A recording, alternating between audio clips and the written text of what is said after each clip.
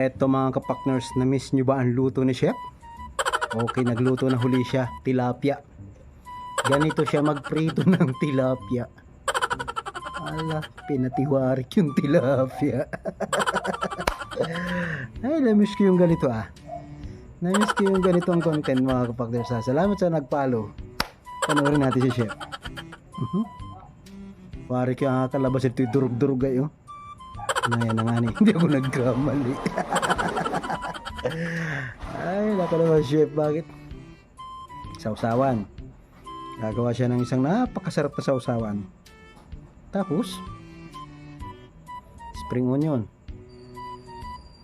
Lo, pati daranghita.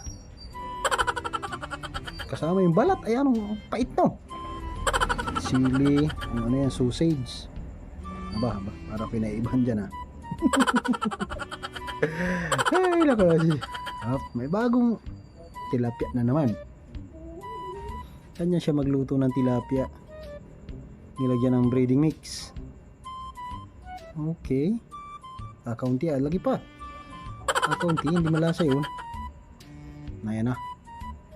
I-blender na yung mga sibuyas, sili, luya, bawang. Parang anong halang yan. Talaga may kahalang-halangan yan. Tapos sangkot sa bago ang matagal kang hindi nagluto pero ang ipapakain mo agad ay parang mahalang agad, pero dini ako sa itlog.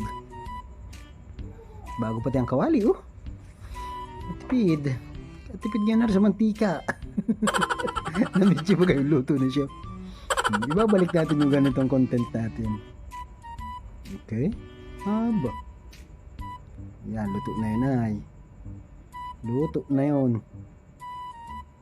Tapos, yung mga daranghita, ang aprituhin naman. Aprito ng daranghita. Sili.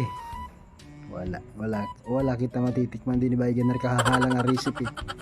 Yan ang kahinaan ko talaga sa tutulaang. Ang hirap hirangin ang ganyang, yung pa isa-isa pwede pa, yung naka-blender.